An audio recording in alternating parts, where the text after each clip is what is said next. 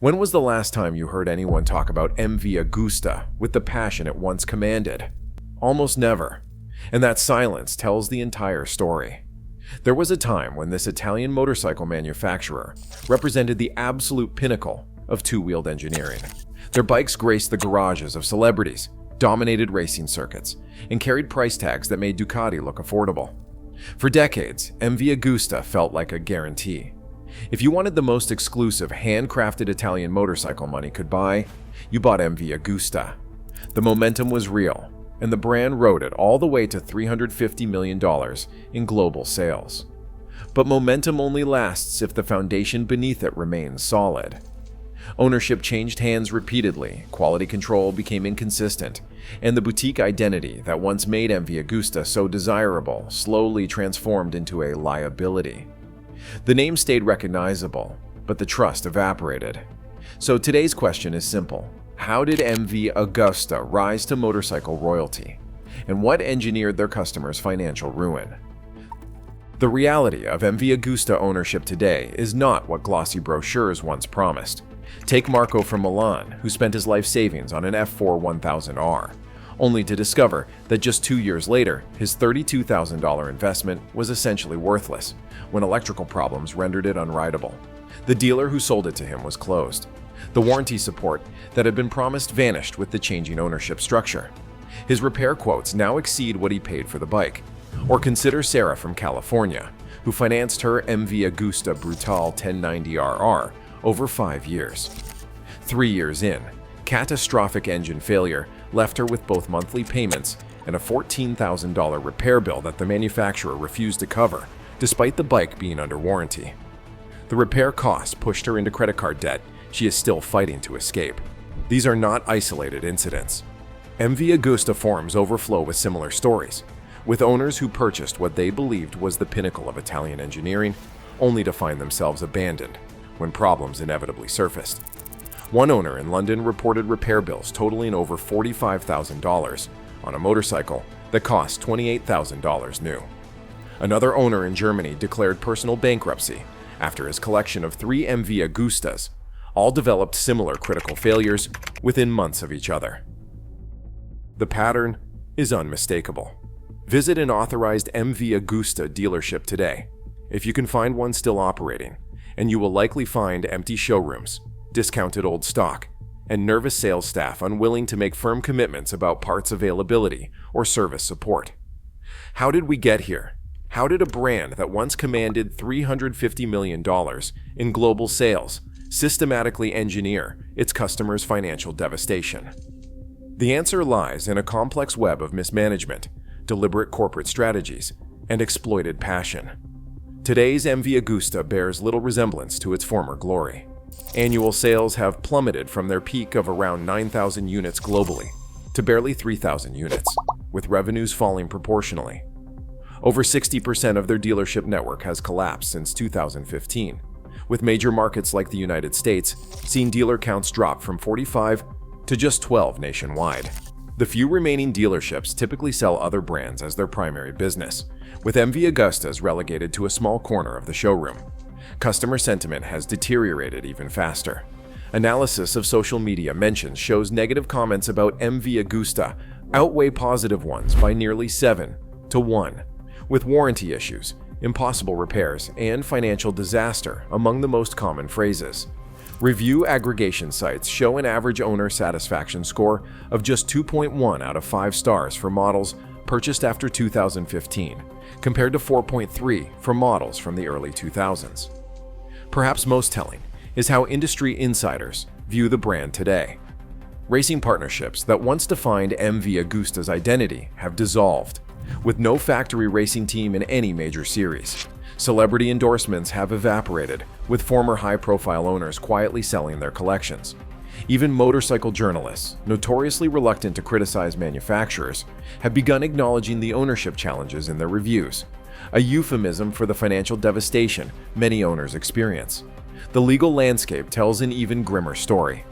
There are currently ongoing class action attempts in Italy, Germany, the UK, and the United States, though many face jurisdictional challenges due to MV Agusta's complex corporate structure.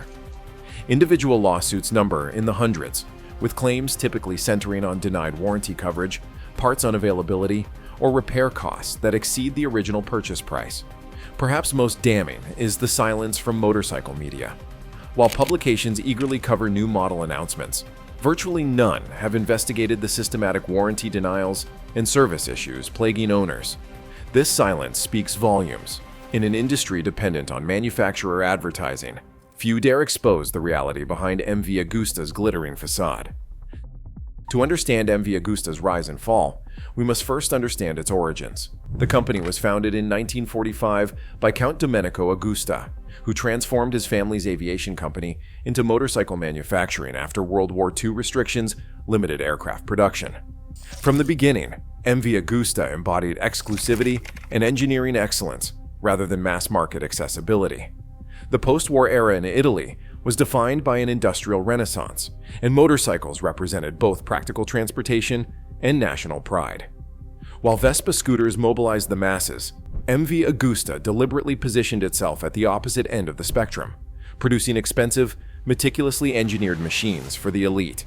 Initially, this premium positioning was justified by genuine innovation. MV Agusta pioneered advancements in engine design, introducing the first four-cylinder motorcycle engine in production racing.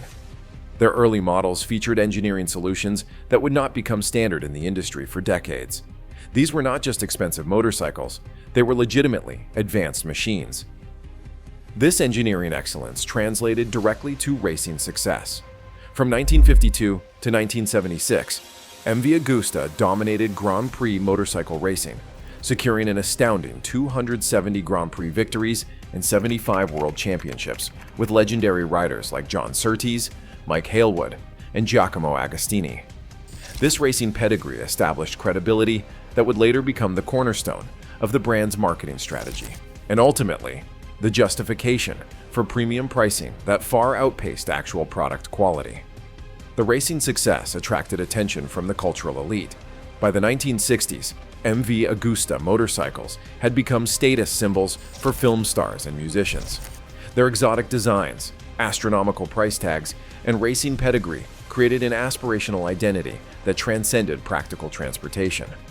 Owning an MV Agusta was not just about having a motorcycle, it was about joining an exclusive club of connoisseurs who could appreciate and afford the very best. This early period established key elements that would define MV Agusta's identity for decades: Italian craftsmanship, racing success, cultural cachet, and extreme exclusivity. These were the foundations upon which the modern brand would be built and eventually exploited. Following Count Agusta's death in 1971, the company faced turbulent times. Racing successes continued, but changing market conditions and management issues led to the cessation of motorcycle production in 1980. The legendary brand lay dormant until 1992, when Claudio Castiglione, already known for revitalizing Ducati, acquired the rights to the MV Agusta name. Castiglione's vision was clear: resurrect MV Agusta as the ultimate premium motorcycle brand, leveraging its racing heritage and exclusive Italian identity to command premium prices in a market increasingly dominated by Japanese manufacturers. The strategy was not simply to build good motorcycles, it was to create objects of desire that transcended practical transportation. The marketing masterfully emphasized elements that consumers could not easily evaluate objectively. Italian craftsmanship was positioned as inherently superior to mass production, despite the quality control advantages of modern manufacturing. Hand assembly, which introduced variability and inconsistency, was reframed as artisanal attention to detail. The very aspects that would later contribute to reliability issues were presented as exclusive benefits, justifying the premium price. The 1997 launch of the F4 750 motorcycle, designed by legendary motorcycle designer Massimo Tamburini, represented the perfect execution of this strategy. The F4's distinctive four-pipe exhaust, single-sided swing arm, and sculptural bodywork created an instantly recognizable silhouette that automotive journalists called moving art. Its $20,000 price tag was nearly double comparable Japanese superbikes, and it was justified not by superior performance or reliability, but by exclusivity and aesthetic design. Celebrity endorsements amplified the brand's desirability. When actors, musicians, and athletes were photographed with their MV Agustas. It reinforced the brand's position as the ultimate motorcycle status symbol. The message was clear: ordinary people bought ordinary motorcycles, but extraordinary people chose MV Agusta. This strategy enabled global expansion with a boutique approach. Rather than building an extensive dealer network, MV Agusta established small exclusive dealerships in wealthy urban centers. These showrooms resembled high-end fashion boutiques more than traditional motorcycle dealerships, with limited inventory, appointment-only service departments, and salespeople who emphasized the brand's heritage rather than discussing practical ownership considerations. By the early 2000s, the revival strategy had succeeded. MV Agusta had re-established itself as the most exclusive motorcycle manufacturer in the world, with price premiums 300 to 400% above comparable Japanese or German motorcycles. The stage was set for the brand's peak, but also for the business practices that would ultimately devastate its customers. Between 2005 and 2008, MV Agusta reached its commercial zenith. Global revenues approached $350 million, with waiting lists for limited edition models extending over a year. The secondary market reflected this demand, with used models sometimes selling for more than their original purchase price, a phenomenon previously unheard of in motorcycle markets outside of rare vintage machines. This period represented MV Agusta's cultural apex as well. The bikes appeared in major films, music videos, and luxury lifestyle publications. Owning an MV Agusta was not merely transportation, it was membership in an exclusive club that signified wealth, taste, and appreciation for mechanical artistry. The brand had achieved what marketers call aspirational necessity among certain demographics, the feeling that success was not complete without this specific symbol of achievement. Racing success continued to validate the premium positioning. While not matching the dominance of the brand's historical golden era, MV Agusta achieved respectable results in World Superbike and other production-based racing series. These racing activities served a crucial marketing function. They created the perception that the expensive hand-built production motorcycles shared DNA with competitive race machines, justifying their premium pricing through implied performance capabilities. To support the growing owner base, MV Agusta established an exclusive service network with authorized centers charging premium rates for routine maintenance. A standard service that might cost $300 on a Japanese motorcycle would command $1,200 on an MV Agusta, justified by specialized training, exclusive tools, and the prestige of factory-authorized maintenance. This service network would later become instrumental in the financial extraction strategy that devastated owners. During this peak period, customer satisfaction was generally high, though warning signs were already visible to informed observers. Early production models exhibited electrical issues, parts availability problems, and significant quality variation between individual motorcycles. However, the excitement of ownership combined with attentive dealer service during the warranty period masked these underlying problems.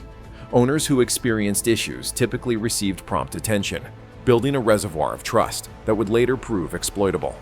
The 2008 financial crisis marked the beginning of the end of this peak era. Economic pressures exposed the fragility of MV Agusta's business model, setting the stage for the ownership carousel that would ultimately betray customer trust.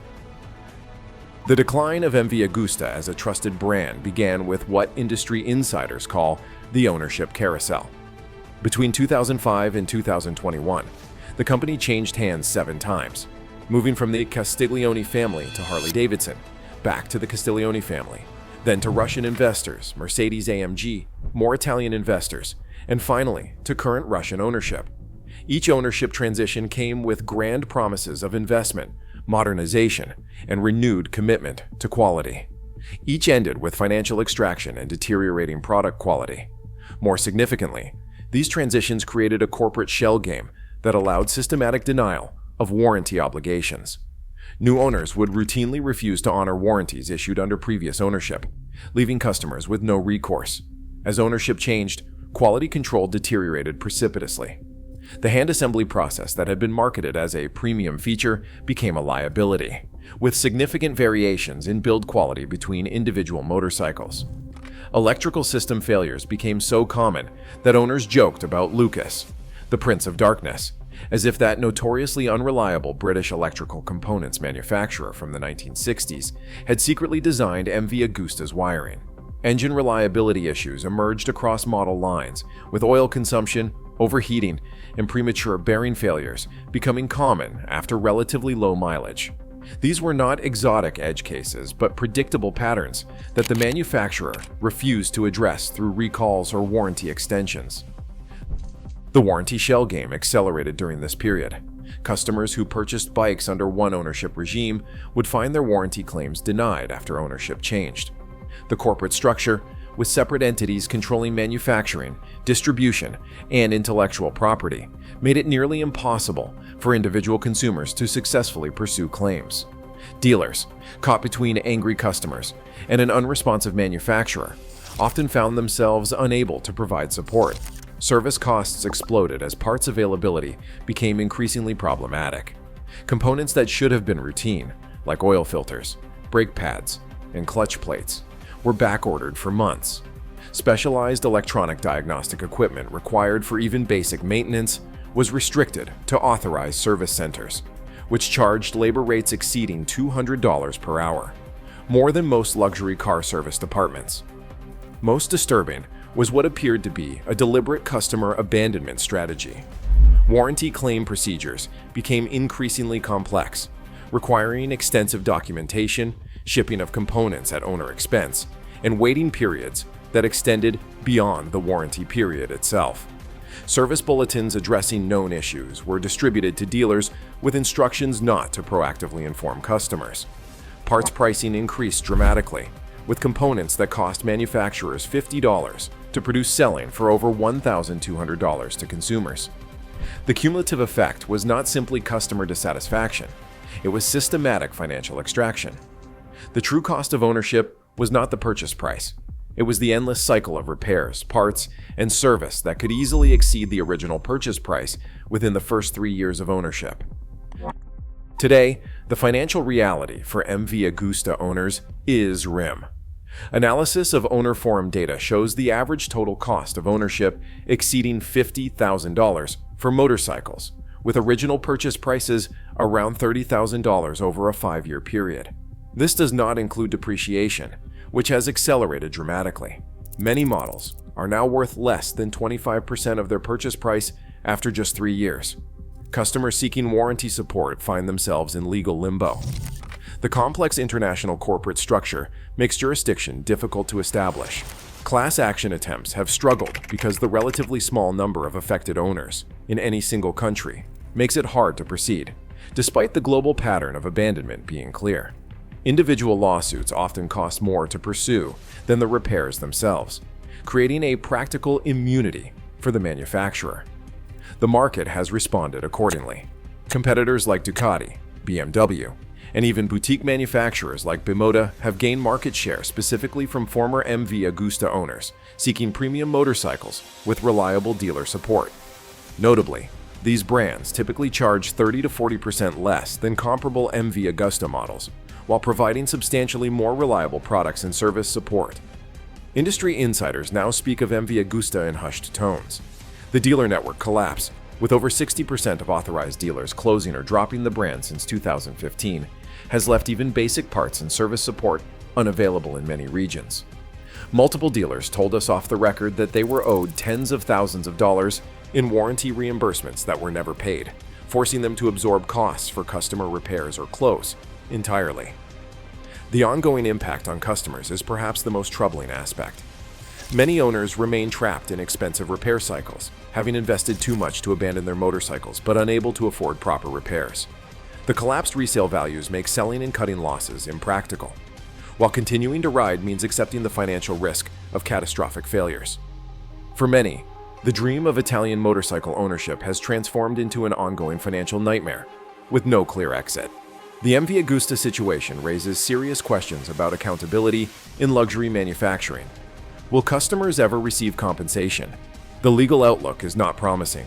The international corporate structure, combined with the specialized nature of motorcycle manufacturing, creates jurisdictional challenges that few individual consumers can overcome. Class action attempts continue, but success remains uncertain. What's particularly troubling is how easily this situation could repeat itself in other luxury sectors. The MV Agusta strategy, leveraging heritage and exclusivity to command premium prices, while systematically reducing product quality and service support, could be applied to any luxury good where consumers lack objective measures of value. When emotional connection to a brand becomes the primary purchasing motivator, exploitation becomes possible. Consumer protection in luxury markets remains woefully inadequate. Regulations designed for mass-market products often contain exemptions for low-volume manufacturers or imports, precisely the categories where premium brands operate.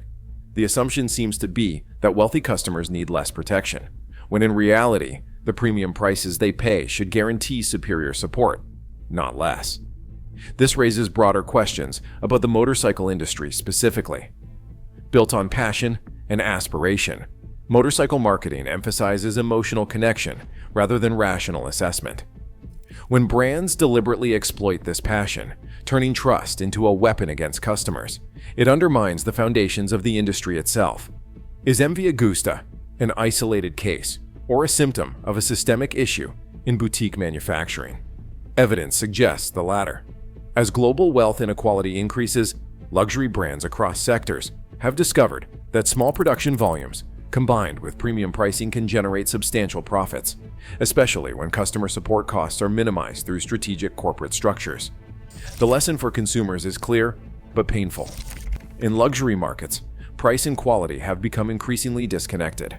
The most expensive option is no longer necessarily the best, and heritage brands can leverage their history to extract maximum value while delivering minimum support.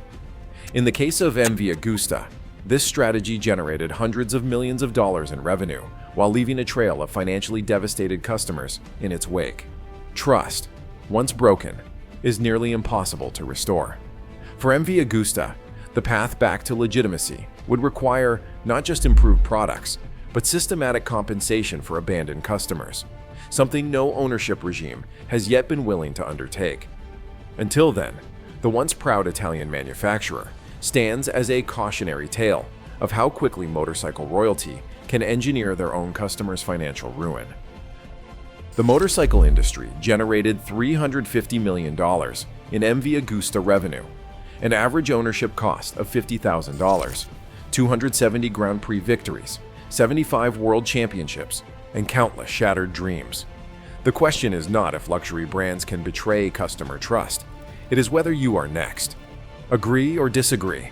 Subscribe now to see which iconic brand we expose next.